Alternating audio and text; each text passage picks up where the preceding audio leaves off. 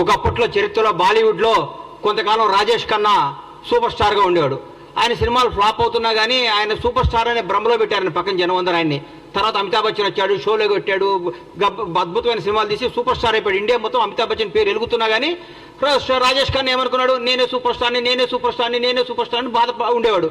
ఒక 10 ఏళ్ల తర్వాత ఏందయ్యా నా దగ్గరికి ఎవరు జనం వస్తలేరంటే, సార్ మీరు 10 ఏళ్ల ముందే మీరు సూపర్ స్టార్ పోయింది సార్, అమితాబ్ బచ్చన్ ఒక ఆయన వచ్చి సూపర్ స్టార్ అయిపోయాడు అని చెప్పుకుంటే అప్పుడు షాక్ తిన్నాడు. అట్లా ఇప్పుడు కేటీఆర్ గారు ఒక భ్రమలో ఉన్నాడు. నేను కేసీఆర్ గారు అబ్బాయిని, తెలంగాణ రాష్ట్రం మాది, తెలంగాణ మేము సెంటిమెంట్ని మేమే కదా రగిలించుకొని మేమే దానికి పేటెంట్ తీసుకున్నాం కదా, మాదే కదా, నా దగ్గర రావట్లేదండి, నా నమ్ముకున్న వాళ్ళందరూ వెళ్ళిపోతున్నారేంది, నా అనుకున్న వాళ్ళందరూ లైఫ్లో సెటిల్ అయిపోతున్నారేంది, నాకు దూరం అయిపోతున్నారేంది. మానసిక శోభ. పగోడుకు కూడా ఆయనకు వచ్చిన కష్టం రాకూడదు, పగోడుకు కూడా కేటీఆర్కి వచ్చిన కష్టాలు రాకూడదు అని కోరుకుంటున్నా. ఎందుకంటే తను నమ్ముకున్న నాయకులందరూ నిన్ను చీదరించి వెళ్ళిపోతున్నారు. నా అనుకున్న వాళ్ళు, నాతో నా జీవితంలో ఉండాల్సిన వాళ్ళు అందరూ కానీ హ్యాపీగా లైఫ్లో సెటిల్ అయిపోతున్నారు పెళ్లిళ్ళు చేసుకొని. నీదంటూ ఎవడూ లేడు, నీకు చెప్పుకోవడానికి లేదు. నువ్వు రాజకీయ వారసత్వంగా రాజకీయ నాయకుడిగా డిజాస్టరు. టీఆర్ఎస్ పార్టీ కూడా రేపు బీఆర్ఎస్ పార్టీ మాకేమన్నా ప్రత్యర్థిగా ఏమైనా మాట్లాడితే మేము ఆశ్రయాలంటే హరీష్ రావు గారు ముందుకు వస్తున్నాడు. హరీష్ రావు గారు మాకు ప్రత్యర్థిగా మా ముఖ్యమంత్రి గారితో మాట్లాడటానికి ఆయన సరిపోతున్నాడు. మీరు దేనికి, మీ పార్టీ నాయకులే మిమ్మల్ని మీరు దేనికి పనికిరారు, దేనికి పనికిరాని దద్దమ్మని మీరు మీ వాళ్ళే చెప్పుకుంటున్నారు. పైగా మీరు ఎక్కడ సెక్స్ అయ్యారంటే ఒక 300-200 యూట్యూబ్ ఛానల్స్ పెట్టుకొని వాళ్ళతో ప్రత్యేకంగా తిట్టేయటం, వాళ్ళని తిట్టేయటం, రేవంత్ రెడ్డి గారిని తిట్టేయటం, కాంగ్రెస్ వాళ్ళని తిట్టేయటం. కాంగ్రెస్ తప్పులు మీ దగ్గర మీ మున్సిపల్ మంత్రిగా ఉన్న మీ ఆధీనంలో 1, 2, 3, 5వ స్థాయిలో ఉన్న బాలకృష్ణ అనేవాడిని పట్టుకుంటేనే 1000 కోట్లు 2000 కోట్లు దొరికినాయి. ఆయన ఏంది ఆయన ఆఫీసర్ పేరు ఏంది, మన ఔటర్ రింగ్ రోడ్డు మన కారు రేసులు ఇచ్చిన ఆయన కారు మన అరవింద్ కుమార్ గారే డైరెక్ట్గా చెప్పాడు, నువ్వు కేటీఆర్ గారు ఇవ్వమంటే నేను డబ్బులు ఇచ్చాను.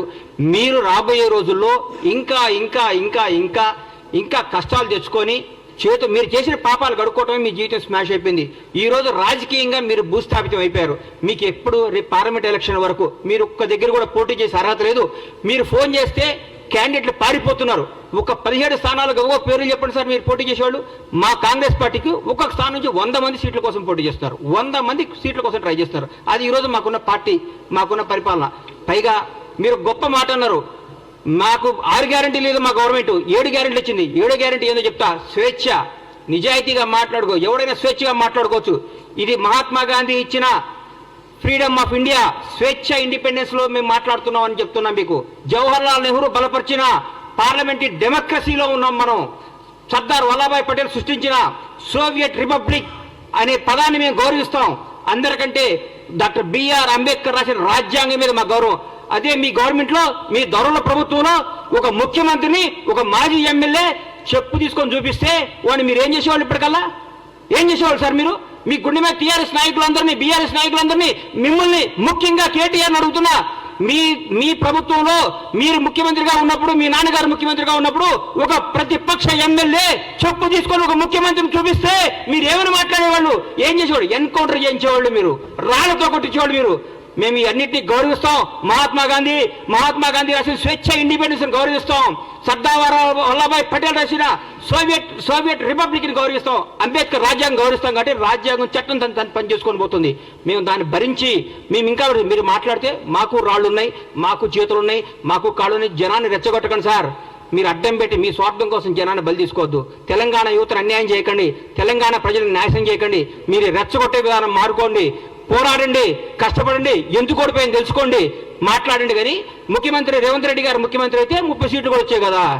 మీరు ముఖ్యమంత్రి చేస్తారని భ్రమపడే 39 సీట్లు వచ్చినాయి. మమ్మల్ని భ్రమపడితేనే నిజంగా మీ నాన్నగారు మిమ్మల్ని అనౌన్స్ చేసి ఉంటే 3 సీట్లు కూడా వచ్చాయి. నువ్వు కూడా ఓడిపోయాడు కేటీఆర్ గారు, మీరు కూడా ఓడిపోయేవాడు సార్. మాకు ముఖ్యమంత్రి రేవంత్ రెడ్డి గారు ఊరికే రాలా, నాన్న పేరు చెప్పుకొని రాలా, వారసత్వంతో రాలేదు, వారసత్వం తెచ్చుకోలేదు, ఆయన పోరాడి తెచ్చుకున్నాడు సార్. ఆయన రాజ్యాంగం కాంగ్రెస్ పార్టీలో ఒక అభ్యర్థి 2 స్థానాల్లో పోటీ చేయడం మీరు విన్నారా? ఎక్కడో కర్ణాటకలో ఒకసారి సిద్ధరామయ్య గారు చేశారు ముఖ్యమంత్రిగా ఉండి. ఈరోజు తెలంగాణ రాష్ట్రంలో నాకు తెలిసి తెలంగాణ రాష్ట్రంలో ఒక పిసిసి ప్రెసిడెంట్ 2 స్థానాల్లో పోటీ చేస్తే ఆయన ముఖ్యమంత్రిగా ఉండి వేరే వాడుతాడు కదా. 4 కోట్ల 5 కోట్ల ఈ 4 కోట్ల తెలంగాణ ప్రజలకు తెలిసి నిజం మీకు తెలవలేదంటే మీరు మానసికంగా ఎంత వెనకబడిపోయి ఉన్నారో నాకు అర్థమవుతుంది. తెలంగాణ ప్రజలు ఎవరు గెలిచినా టీఆర్ఎస్ పార్టీ గెలిస్తే కేటీఆర్ ముఖ్యమంత్రి అయితే అనేవాడు కాబట్టి మీరు ఓడిపోయారు. మీరు టీఆర్ఎస్ పార్టీ గెలిస్తే కేటీఆర్ ముఖ్యమంత్రి అయితే మాన్సింగ్ గారు సాక్షాత్ భారత ప్రధాని నరేంద్ర మోడీ గారే చెప్పిన అందరికి వచ్చి మీ నాన్నగారు మిమ్మల్ని ముఖ్యమంత్రి చేస్తాను అడిగిందని. ఎలక్షన్ మనకు గెలిచుంటే మిమ్మల్ని ముఖ్యమంత్రి చేసేవాడు కాబట్టి జనాన్ని మిమ్మల్ని తిరస్కరించారు. మాకు రేవంత్ రెడ్డి గారు ముఖ్యమంత్రి అవుతాడని ఆయన పీసీసీ పగ్గాలు చేపట్టినప్పుడే పీసీసీ ఆయన చేసుకున్న పోరాట పత్రం చేస్తున్నాడే ఆయన అధిక ఎలక్షన్ పోయినప్పుడు మాకు రేవంత్ రెడ్డి గారు ముఖ్యమంత్రి అవుతాడు తెలంగాణ ప్రజలందరికీ క్లారిటీ ఉంది. మీరు దయచేసి చెప్తున్నా, మీకు దయచేసి చెప్తున్నా, ఇకనన్నా మీరు మీ వాస్తవాలు తెలుసుకోండి. మీరు తీసేసిన తహసీల్దారు, మీరు రిటైర్డ్ అయిపోయారు, మీరు రాజకీయంగా పనికిరారు, మీరు రాజకీయంగా వేస్ట్. మీరు మన అసెంబ్లీలో కూడా మీరు కామ్గా కూర్చుంటే హరీష్ రావు గారు మాట్లాడారు, మా వాళ్ళు సమాధానం చెప్పారు. మీరు దేనికి పనికిరారు, మీరు అమెరికాలో ఇల్లు కొనుక్కోవడానికి వెళ్ళొచ్చారు, మంచిగా సెటిల్ అవ్వండి, బాగుండండి. మీరు చేసిన తప్పులంటికి ఆన్సర్ ఇవ్వండి. తప్పులు చేస్తే చట్టం తను చేసుకోబోతుంది. మీ దగ్గర పనిచేసిన వాళ్ళే వచ్చి అప్రూవల్గా మారి బాబు మాకేం సంబంధం లేదు, కేటీఆర్ గారు చేయమంటే మేము తప్పులు చేసాం, మాకేం సంబంధం లేదని చెప్తున్నారు. అందరినీ లెక్కలతో తీసి మీ అందరికీ అప్పచెప్తాడు. ఇది తెలంగాణ ప్రజల సొమ్ము, ఇది తెలంగాణ ప్రజల ఆస్తి. దీన్ని ఎవరు దోసుకున్నా ఊరుకోరు, ఎవరు దోసుకున్నా ఒప్పుకోరు. చట్టం తను చేసుకోబోతుంది. దయచేసి మీ అందరికీ చెప్పేది ఏంటంటే కేటీఆర్ గారు దయచేసి మా ప్రభుత్వం చేస్తున్న పనులు మెచ్చుకోండి. మీరు మెచ్చుకోకపోయినా చూసి ఆనందించండి. అయ్యో మేము ఎందుకు చేయలేదా అని అనండి. మీరు గ్యారెంటీలు చేయలేరు అన్నారు, చేశారు కదా. 2 గ్యారెంటీలు అయిపోయినాయి, వచ్చి 2 రోజులు 2 గ్యారెంటీలు అయిపోయి 4 అయిపోయినాయి. ఆ 2 గ్యారెంటీ కూడా చేస్తారు. 2 రోజులు, 1 వారంలో నెలలోనూ చేసేస్తారు. ఇచ్చిన ప్రతి హామీని నిలబెట్టుకునే ప్రభుత్వం కాంగ్రెస్ ప్రభుత్వం. రేవంత్ రెడ్డి గారు బ్రహ్మాండంగా చేస్తున్నారు. దయచేసి మెచ్చుకొని మమ్మల్ని చూసి ఈర్ష్యపడకుండా అయ్యో నెక్స్ట్ భగవంతుడి వల్ల మేము అధికారంలోకి వస్తే 10 ఏళ్ల తర్వాత మేము ఇట్లా చేయాలని ఆలోచించండి కోరుకుంటూ సెలవు తీసుకుంటున్నాను. రోజా ఏం చెప్పారండి? రోజా గారి గురించి, రోజా డైమండ్ రాణి, ఆమె గురించి ఏం మాట్లాడతాం? ఆమెకు సీట్ వస్తుందో రాదో డౌటు.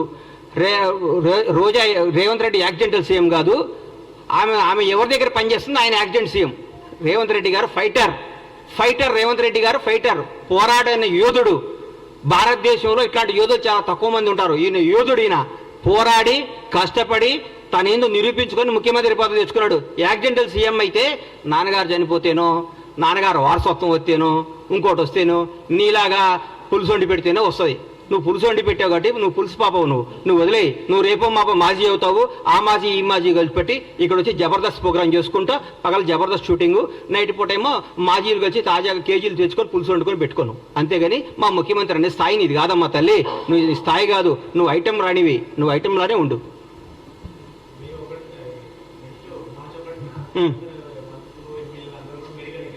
ఎందుకు? మేము పగలగొట్టిన మేడిగేట్ ఎట్లా చూసుకోవడానిక? మేము దోసుకున్న మేడిగేట్ ఎట్లా ఉందో చూసుకోవడానిక?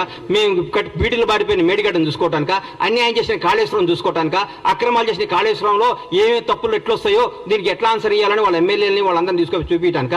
పగిలిపోయింది కదా, పగిలిపోయిందా? మేము పగలగొట్టామా? మా ముఖ్యమంత్రి గారు, మా ఎమ్మెల్యేలు, మా మంత్రులపై పగలగొట్టి మీరు చూపించామా?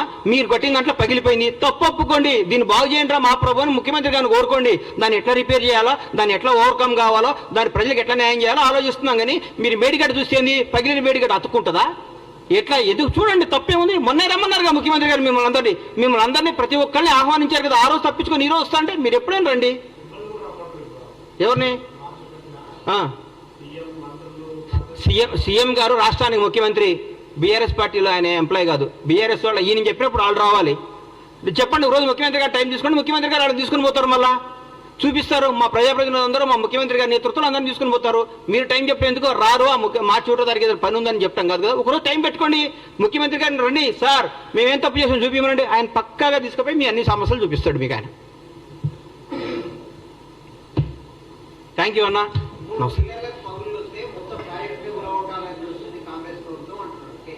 అన్నా ఒకటి గుర్తుపెట్టుకున్నా, ఒంట్లో ఒక ఏళ్ళకు షుగర్ వస్తే కాలు తీసేయరు, ఆ ఏళ్ళు తీసేస్తారు.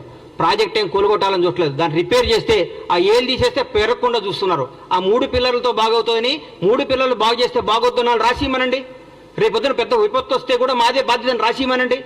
ఒకవేళ పొరపాటు మేడిగడ్డ పగిలిపోతే, మేడిగడ్డ పడిపోయి కొట్టుకోపోతే బీఆర్ఎస్ ప్రభుత్వం బాధ్యతను రాసిమని చెప్పండి. వాళ్ళు చెప్పినట్టు చేస్తారు. రేపొద్దున లక్షల కోట్ల జనం, వేల మంది ప్రాణాలు, కొన్ని కోట్ల ఆస్తులు రెస్పాన్సిబిలిటీ ఎవరు? రాజ్యాంగం.